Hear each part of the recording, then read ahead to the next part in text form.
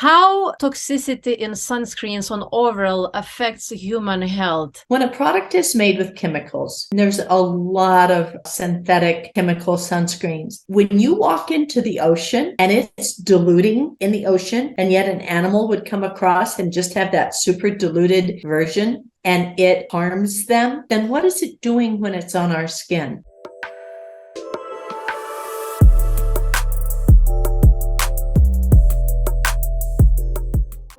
Hi, I'm Linda Chae. I'm a formulator and a manufacturer of toxic-free skincare products.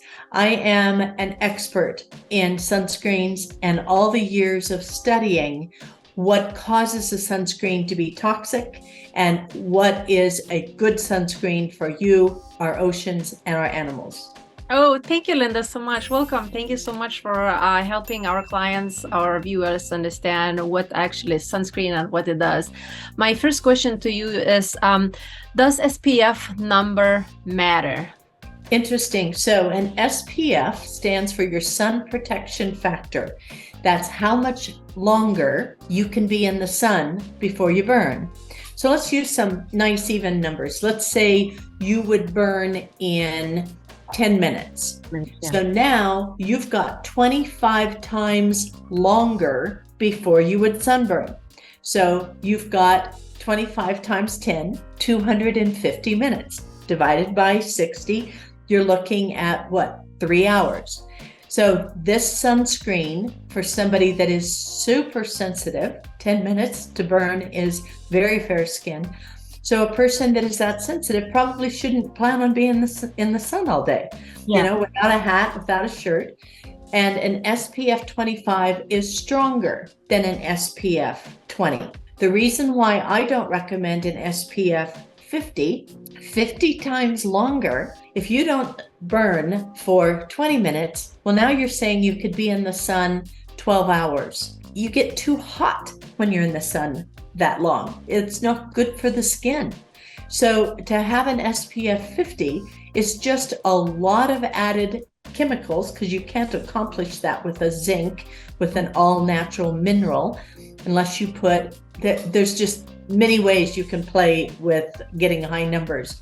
But to be truthful and honest and straightforward, an SPF 25 is absolutely wonderful and perfect coverage for everyday use. Yeah, I'm loving it. I'm loving this sunscreen. Thank you so much for creating such a beautiful product for us. I have a question. Since we're talking about toxicity, we're focusing on non-toxic, clean ingredients. How toxicity in sunscreens on overall affects human health? I know you're a very big believer in clean products, and I admire that. Let's use an example of why Hawaii and why so many places in the world want a reef-safe product. When a product is made with chemicals, there's a lot of synthetic chemical sunscreens. When you walk into the ocean and it's diluting in the ocean, and yet an animal would come across and just have that super diluted version and it harms them, then what is it doing when it's on our skin? So the synthetic chemical sunscreens penetrate the skin, they absorb radiation and neutralize it. So what we're doing is allowing the penetration of the UVA, UVB rays, which is a radiation, into the skin, and then we're diffusing the bomb or the radiation inside our skin. I mean, there's a logic to it as well. That's like, well, why would I do that? Zinc, on the other hand, it's in the metal family. It's a mineral. So when you put it on your skin, it's like putting a shield there. And the sun literally bounces off that shield so that you've got armor.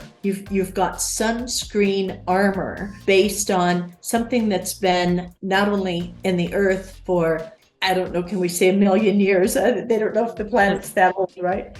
But it's been in the earth for an extremely long time, and zinc is safe. Now, we buy the best zinc possible for you, Jen, because you've got such high standards and such a high quality, and you demand things like this. So I do. Sometimes I feel bad, but I want it for the people and for the planet. Yes, I do. Yeah, never feel bad for being demanding for the quality for your customers. That's a beautiful thing to be. Many of the people, many clients that you have, probably they say, give me something cheap, just nice packaging, smells good, add fragrance, and let's go, right? You're right, Jen. A lot of people want the least expensive possible because they want the biggest margin. Doesn't necessarily mean they're greedy. Maybe they've got high marketing costs. They don't know how to do videos and talk directly to their customers like you. But I appreciate your demand for quality. So for you, we also check every single batch of zinc coming in and making sure that it doesn't have heavy doses of lead in it, because zinc can have lead. So the cheapest baby diaper ointments, here's for an infant, can have heavy lead in them. So our quality control department makes sure every single ingredient for you is vetted, and especially the zinc goes through copious tests before it's used in your sunscreen. Yeah, and you guys are GMP certified, which makes a huge difference. You have a high standards too. Thank you so much. That's amazing. Since we're talking about mineral sunscreen, what's the difference mineral and chemical sunscreen? What's the difference between these two? That's about that they penetrate, that the radiation is absorbed versus the mineral that's the shield. So besides, in your opinion, besides the zinc oxide, is there any other active ingredient that you will say it's clean in the sunscreens? 100% toxic free and clean, every single ingredient. And you've got a lot of ingredients and they're doing benefits above and beyond it being a sunscreen. You've actually got a super anti-aging treatment, soothing. You could call it a BB cream. You could call it almost like a CC cream, because it does far more than is a sunscreen. You've got some right now. And you look beautiful right now. What do you think about titanium dioxide? Titanium dioxide is not as bad of a guy that the internet has made it out to be. There were some false tests done on titanium TiO2, but zinc is better. Zinc is a more solid protection. It's a lovelier, smoother finish. It's what we have chosen to be the ideal sunscreen. Yeah, so you will say that zinc oxide is the best ingredient to be used in sunscreens, correct? Zinc is the best ingredient to be used in a mineral-based sunscreen. Can it protect against the blue light emitted by electronic devices? Yes, because it's a metal and because it deflects radiation. You've got regular daylight, sunlight, and electronic light, all providing some protection. There's not enough tests for us to do a quote to say this absolute amount of blue light is being shielded. There's still a lot of studies going on. Wow, I didn't know that. That's amazing. So I'm working with computer and I have to apply SPF. That's great. How do natural mineral sunscreen impact vitamin D production? Does this impact any vitamin D production if I have it on my face, neck? Well, because you've got other skin that is going to be exposed to sunlight, no. If you had the sunscreen 100% on every single, the top of your ears, you're wearing sandals, the top of your feet, then yes, it would stop vitamin D production, because vitamin D is produced by our skin when it's exposed to the sun. So most of the time when we put our SPF on, we put it on our face, our neck, our chest. If we're going to be in the sun, we may do it on the top of our shoulders. We may wear a 3/4 sleeve, but we've got some sun touching our skin, so our skin's producing vitamin D. There's a little story I love to talk about, and that is the Chinese always say fire in the belly. I think the most wonderful amount of sunscreen we can get is going out, pulling our shirt up like a midriff, and letting our belly be exposed to the sun. And that fire in the belly, that power in the belly with digestion, with vitamin D, and that's a part of our body that rarely gets sun. So it rarely gets too much sun. So if you for sure want to go out and get your daily dose of vitamin D, do it with fire in the belly. I heard an interesting topic from a holistic world that if you really want vitamin D production, especially for the men that seek to have higher levels of testosterone, they should suntan their perineum part.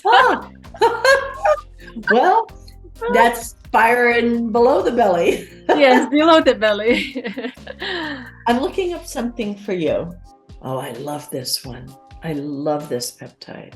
The acetyl peptides that you've got in your formula is gravity makes such a difference on loosening collagen. So we have made your formula so that it doesn't just sit on the top, but some actives over the course of the day can continually, almost like a drip zero-escape system, just drip feed nutrients into your skin. This peptide's been clinically tested about 7-8 different ways on all of the benefits that it provides. I can tell you that the collagen and elastin strengthening that this peptide does is what keeps the jawline from sagging. It's what keeps the skin firm and in place instead of falling down. So that collagen and elastin is those network of elastic fibers that needs to be kept elastic, flexible, and firm and tight. That's what this ingredient does. And that's why we've got the quantity in the formula that we have. I'm so happy. Everybody in my friend circle, employees, they tested this sunscreen. Absolutely. I never had before launching product that absolutely everyone will love that. I'm like, yes. We're very excited to be launching this. Are there any allergens included in the ingredients? No. We have been very diligent in following US standards, Canadian standards, and the strictest of all, the EU standards, so the European Union standards on allergens. Many allergens come from fragrance. That's why this is a fragrance-free, essential oil-free product. So we've got allergens that would be chemical in nature. We don't have any of those in your formula. Everything all natural, vegetables, and we don't have scent. To claim allergen free on your label, you have to go through some very expensive testing, but I can tell you from your chemist and your formulator's viewpoint, you don't have allergens in your formula. Amazing. That's beautiful. How much do I apply of the sunscreen? Now I hear on internet, you have to apply, I don't know, a lot to cover the face. I noticed that you do not have to apply that much. What would you say? How much? Here is how you do it. So we're going to take one of your sunscreens and brand new, we're going to open the little cap. And let's do a little demonstration of applying your sunscreen. What a nice seal you've got on this tube. That's not going to come loose on people. All right. Here's our sunscreen. Mm-hmm. You see me? Yes. Okay. So that would be enough for, if we're going to do the whole face, we'd want to do 3 times that amount. Mm-hmm. So the size of 3 peas. Yes. So you spread it slightly, and when you go to apply it, you pat it on the skin and use a brush-like motion. You don't want to apply your sunscreen like this. No rubbing. No rubbing. No circle rubbing. It's a stroke when you apply it. Under the eyes, you're kind of pressing it up and under. You're smoothing it out. You're applying more because we didn't have enough down into this whole lower section. It just evenly spreads and covers. Here's why. Zinc is platelets. So if you take and rub those platelets, it's going to be like Pringles potato chips. Oh. You're going to encourage them to stack. And when you stack the potato chips, you're going to have places without as even of a coverage. So a smooth spreading motion takes that zinc and just evenly covers the whole skin. Beautiful. Thank you. How long should I wait after applying the sunscreen before going outside? I think that some people say you can go outside right away. Should you wait half an hour? What's your point of view on that? You've got your shield on. You can immediately go outside. You're not waiting for a synthetic sunscreen to penetrate layers, to set up its defense of its anti-diffusion system deep within the skin. Instead, you've applied your shield, you're ready to go out in the sun. That's so amazing. I love it. Is it safe for all ages and skin types? Yes. I would apply this on a baby. My grandkids, when we were experimenting and doing some final testing with this formula, I was in Hawaii with my grandkids. They're 6 years old. This is exactly what we put on them. And their skin was beautiful to start with, but my granddaughter goes, "Wow, Nana, my skin is beautiful." That's nice. That's amazing. What do you think about the skin tones, shades? Do African American dark skin people can use that? It depends on how dark their skin is and how much they put on. This is a very sheer color. So it's going to cover probably 90% of the color spectrum, from super, super white, light skin to dark skin, because it's not like a foundation. You're not putting a solid layer of color on. The color that's in it is primarily designed to camouflage or reduce the whiteout that you see in zinc products. Nobody likes to put it on and have the white nose or to have white streaks on their skin. That's the primary purpose. So the color pigment is not in the product trying to create a coverage. So because of that, even dark skin and even extremely light skin, blue pigmented skin, yellow pigmented skin, it's just a neutral, almost like a very thin gauze of color. And your own skin color is 80, 85, 89% of what you see. Oh, that's beautiful. Thank you. Does it clog pores? No. So comedogenic ingredients are ingredients that not only sit on the surface, but clog the pores. And when your own oil and waxes come to the surface, they get locked or plugged by this cork created by ingredients. So we have made this product non-comedogenic, so there's not any pore clogging. It still is important to remove it at the end of the day. You don't want to leave, you've got a shield on. So if you left this shield on and you went to bed and then you put more on the next day and you never washed your face, could you force a clog? Maybe. But if you wash your face, all of the sunscreen's going to come off and none of it is going to be left behind, creating a pore clog or a comb dome. That's amazing. Thank you, Linda. I really admire your point of view in health and beauty and formulating products, clean products for so many years. My priority in my business is people's health. I really, really care about people's health because skincare absorbs really fast in the bloodstream, and I really care. I don't want people to be sick. What will be your message to the world? How to take care of the ingredients that are in the skincare? Because right now there are thousands and thousands of brands that they don't care about the people's health. They just care about the revenue. What will be your message to the women that trying to go to something cleaner? What they could do, what steps they should take? Where could they find this information? Very good, Jen. That's a great question. So natural, there is no legal description of the word natural. There is no legal description of the word clean. Some people believe that if it comes from this planet, it's clean. Well, I don't know very many people that buy their ingredients from Mars, so they all come from this planet. Toxic Free is independent foundation, and you can find information at thetoxicfreefoundation.com. What you'll find there is third-party scientific referenced information. Toxic free means there is no toxic ingredients. The body is free from a toxic reaction. It's interesting, the industry has a common term called non-toxic. Well, the definition of non-toxic is that up to 49% of the animals can die, and it's still considered non-toxic. 50% or more have to die. It's called the LD50 test, lethal dose 50. Wow. So toxic free means 100% toxic free, not just for us, women and men that are using it, but for the baby in the womb, not just for the baby in the womb, but for the animals when this gets washed down and it goes into water and a deer or a dog is drinking the water, or if water is then dumped into the ocean. So toxic free means no toxic reaction to the bees, to the humans, to the planet.